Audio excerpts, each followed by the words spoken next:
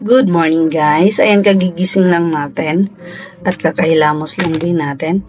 Maglalagay lang ako ng sunblock. Kahit kasi hindi tayo lalabas guys. Dahil sa edad natin, kailangan na rin natin magsa-sunblock. Yan lang naman yung natin. Lalo na sa ating mga babae.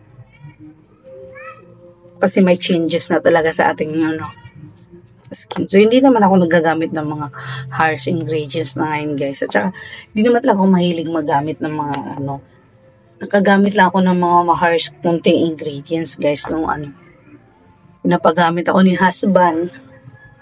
Ayan, nasugat pala tayo, guys, ni baby. Baby Miraya. Nakikita nyo sa mga video ko, nandiyan yung baby. Na hindi ko naman baby yan, pero nasanay sa akin. Ayan, ang laki ng sugat sa pupo niya. So, ganyan lang po ang aking nilalagay sa morning, itong sunblock.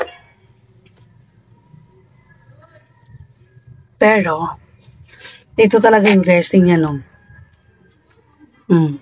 pagising ko sa umaga, di ba? Bumalik yung pagkakisabol ng lips ko. Simula lang talaga ginamit ko to guys. O di ba na paid na siya yung na paid na.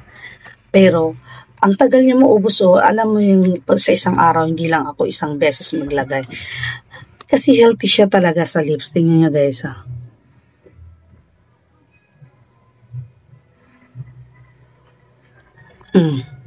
O di ba?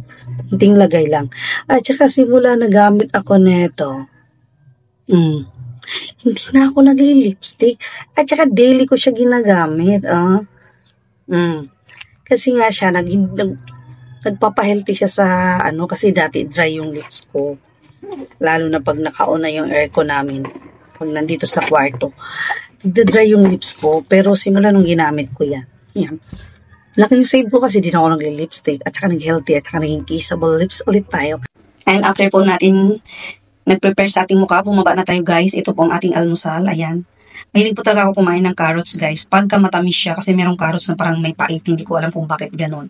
Depende ata yun sa baka sa stock or naibilad ba ng araw kaya medyo pait. Pero yung nabili ko guys at na-deliver sa akin ng suki ko, nagtitinda ng gulay, sobrang tamis. Kaya yun, kinakausap ko si Habibi habang busy siya sa ginagawa niya. Kahit napaalis na yan, busy pa rin yan.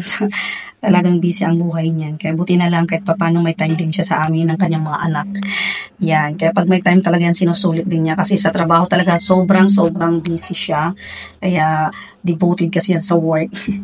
Ganyan talaga ating Habibi. Kaya yun, enjoy ako sa pagkain dyan sa aking almusal. Actually, hindi ko almusal talaga yun lagi guys. Naisipan ko lang kainin ang buo. Kaya yun, yan na yung naging almusal ko. Ayun mga ka-moms, share ko lang sa inyo yung aking morning routine. Morning routine, yan. Maliban sa pagkakape, yan ang ating Thank you for watching guys. God bless.